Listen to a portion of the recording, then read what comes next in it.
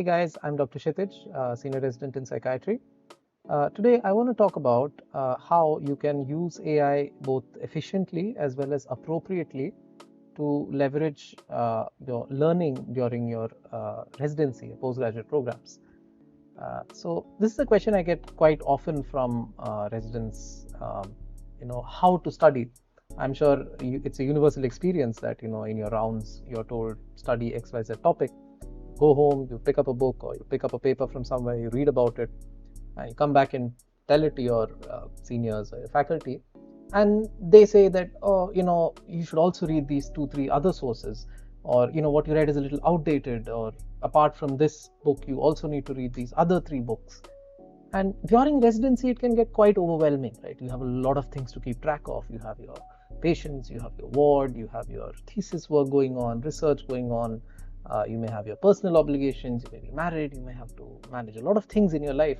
So how do you find the time to juggle all of this, right? Especially if you're not very quick at reading itself, if you have some challenges in the language itself, because fortunately, unfortunately, all of our literature is written in English and in quite complex English, not the most simple to understand language either.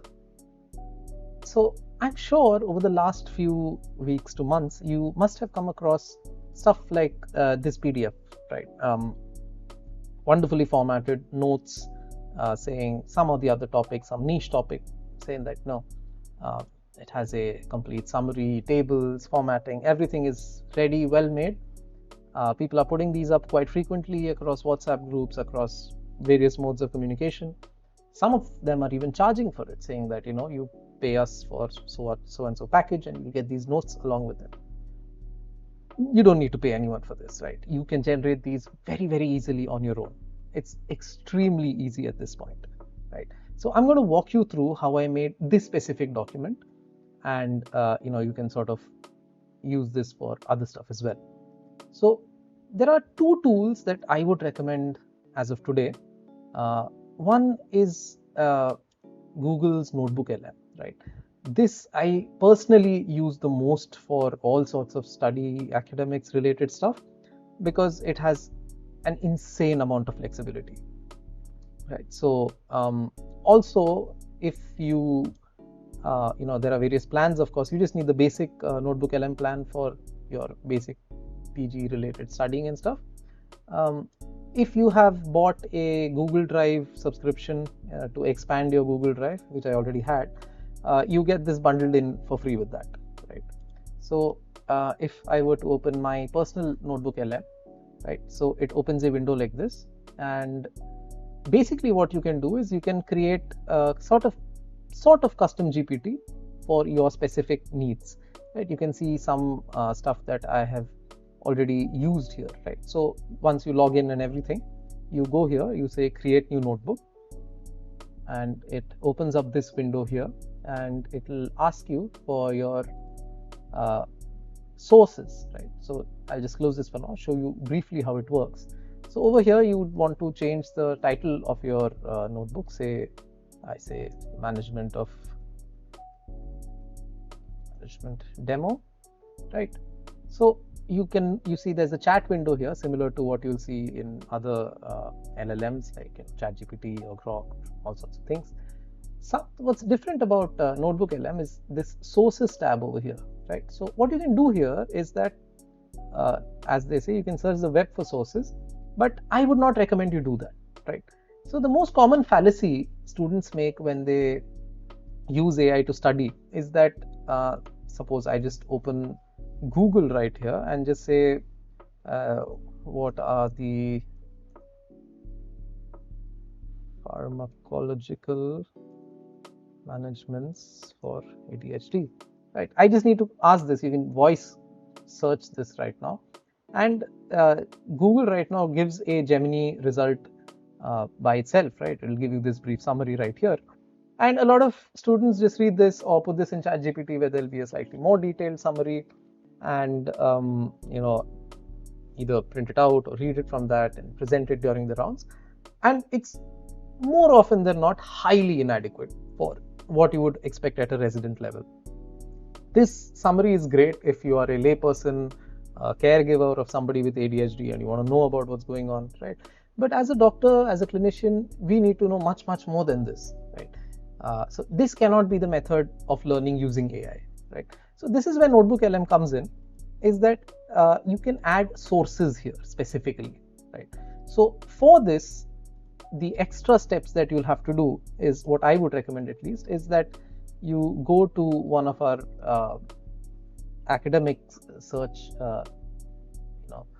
engines, such as either Google Scholar, PubMed, whichever one you're comfortable with. And here I would suggest you search for it, right? Pharmacology, ADHD, and usually I would recommend a review article to begin with, right? You can just search for review. It searches for stuff directly, or you can just select the review articles option here to filter for that specifically, and try for something that is a little more recent, right? So you get all of these reviews here, right? Current pharmacological treatments for ADHD, treatment, whatever. And if in Google Scholar, the advantage I felt over PubMed is that if this section comes here saying there's a PDF, it means that there is a PDF that's directly available for download, right? You can just click on it, it will take you to the PDF download window, and you download the PDF directly, right?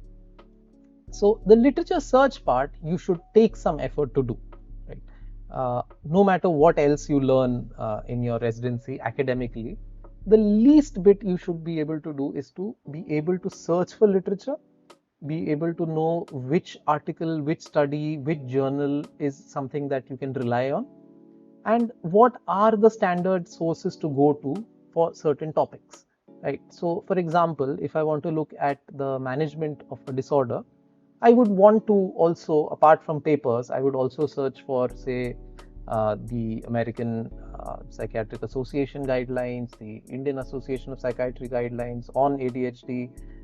There might be specific institutes like the IACAM, that's the Indian Association for Child and Adolescent Medicine, Adolescent Psychiatry, the American Association for Child and Adolescent Psychiatry, right? And when you search for these things, you will come across recurring terms like there's something called the CADRA guidelines for ADHD, there's something called the World Federation for ADHD. So all of these guidelines also you would want if you are looking for a topic such as pharmacological management or management in general of any disorder, right? If you're looking at pharmacotherapy, if you're looking at psychotherapies, you would want to go into separate sources, right? So this part of the reading that is expected of you as a resident, you need to be good at, right? And this comes with practice. More you go through these papers, you can understand, right? Like for example, if I were to take a random article here, say let's remove the time range because I don't think there's anything very recent here, a meta review on this topic. Just open the link, right? So this has been published in 2016 in the British Medical Journal, right? So very simple way to know whether this article is good or not, right from the search window itself. You can see the number of citations it has, right? 217 is quite a high number, right? You can see the journal it's been published in, right? It's in Mental Health BMJ, it's British Medical Journal, which is of course one of our highest rated journals, and so on and so forth, right? And last step, probably what you can do is you can check the authors themselves to see if there's you can just click on the author's name, it will show you a summary of the author as well, right? What's their H index, how many citations do they have, right? So these are all sort of indirect markers about the quality of a paper, but of course you can't determine it for certain till you read the paper itself, right? So for the purposes of this, let's just say that the standard sources you have compiled, and now you have downloaded a list of papers, or you don't even need to download. Actually, NotebookLM directly allows you to add a link, right? You can directly add a website. So now you would want to upload these files, right? So I say upload files. You won't be able to see this part, I guess, but I'll just quickly,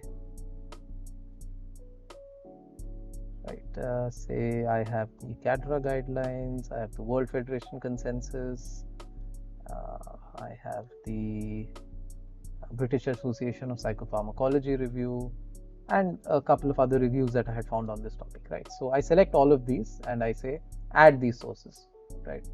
So now you can see here that NotebookLM is processing these sources. You'll have to give it a minute or so, right? So what NotebookLM basically does as compared to just a random AI search is that you add the sources to NotebookLM, right? Or you should add the sources. You can do it, you can use it like a normal LLM as well, but that kind of beats the purpose, right?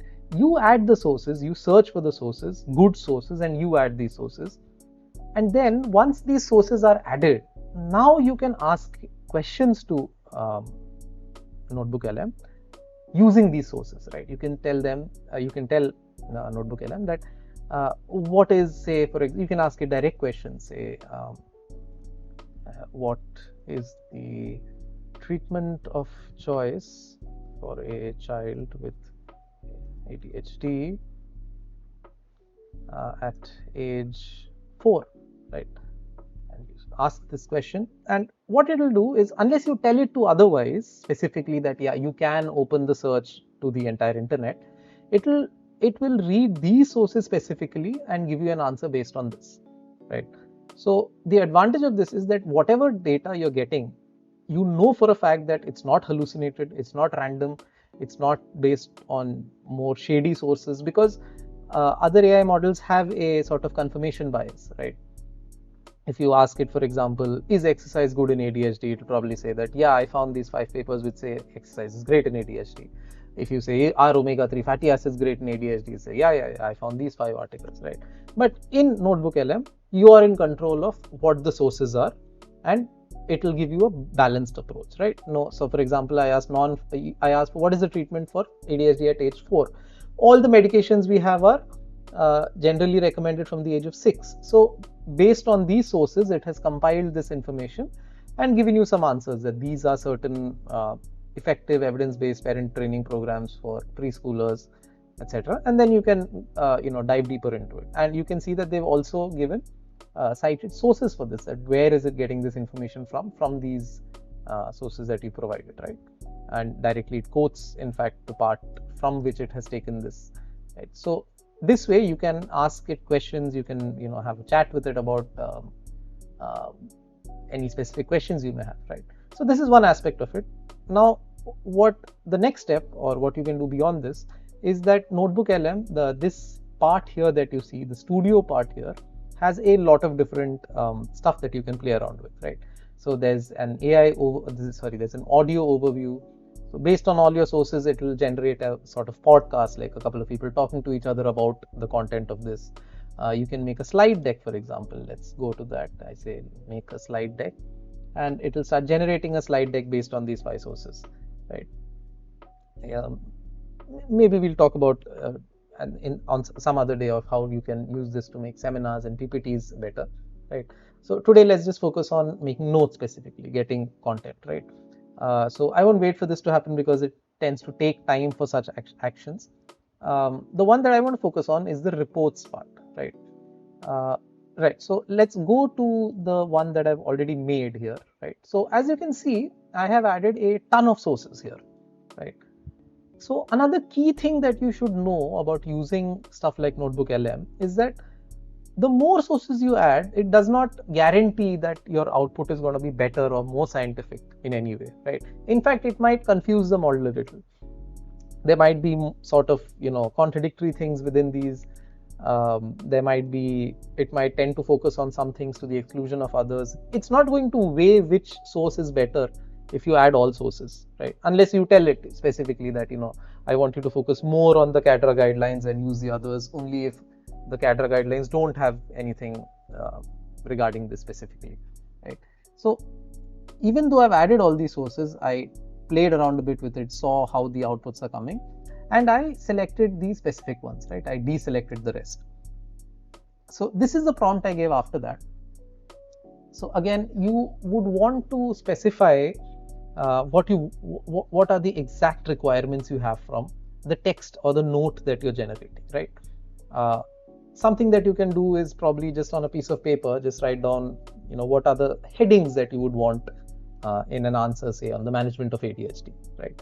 So as you can see, if you see the prompt here, I said using only these sources, make a textbook-like formatted PDF note on the management of ADHD, add sections on epidemiology, core symptom domains, pharmacological management in detail, including the various formulations of medication, dosing, adverse effects monitoring, and non-pharmacological management with a brief discussion of basic principles, right?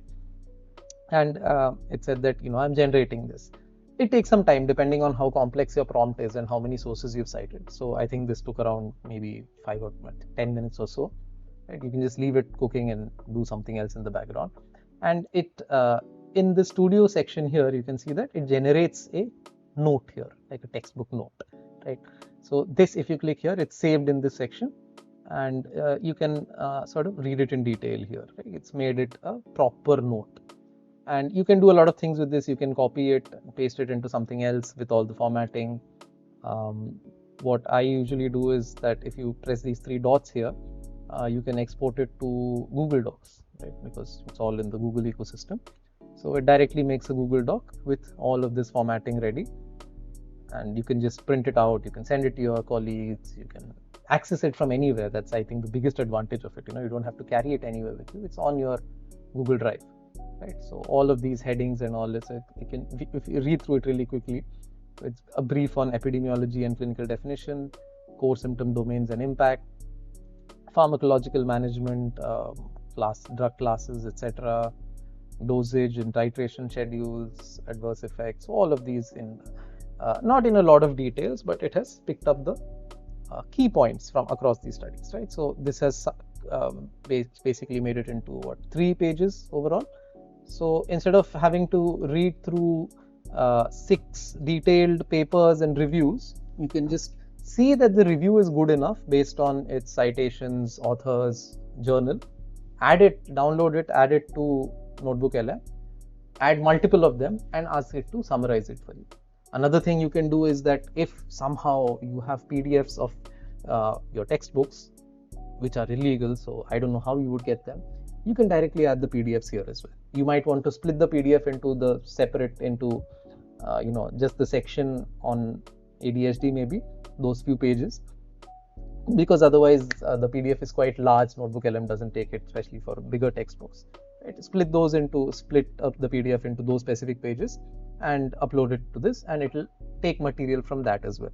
You can in fact add multiple textbooks, so you don't have to go through the effort of reading 5 different textbooks on this. You can add, say, a specific textbook from child psychiatry, you can add a textbook from general psychiatry, from psychopharmacology. All of these together you can put into one resource, and it will summarize the content into a single note specifically for you, right? So this is one way you can do it, which I feel is quite good. I generally don't do anything beyond this. Coming back to the sort of the prettier version that you saw earlier, and the version that's going around these days a lot, this specific formatting, you can edit it so your name and all is here. I didn't feel like putting my name on it because I didn't do anything for it to make this except give that one paragraph of a prompt, right? So here you can see that this one is very well formatted, like it has all the sort of colors and shading and all of this, and tables and all are intact as compared to the one that NotebookLM outputs. So this specifically was done through Claude.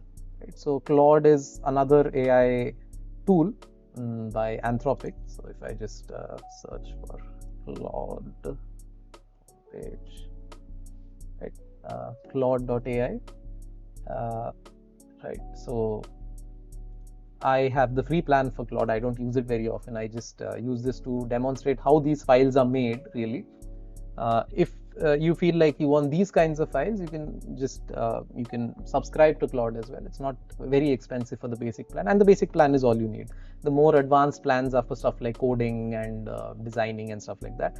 For things like this is more than enough, right?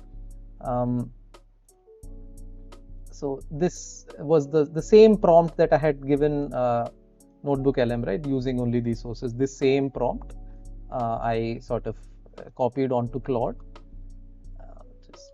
Just copied onto Claude, and I uploaded the same set of 6 PDFs to Claude as well, and it has made this document for me, more or less the same content, but formatting is a little better.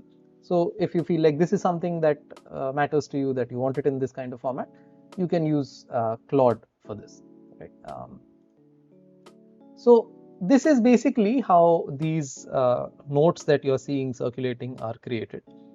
So I hope you realize that this is quite simple to use now, right? You don't need to have a background in computer science to make these notes anymore. The only thing you need to learn is to look for the right papers, right? Because this works a lot like what we say for meta-analysis, garbage in, garbage out.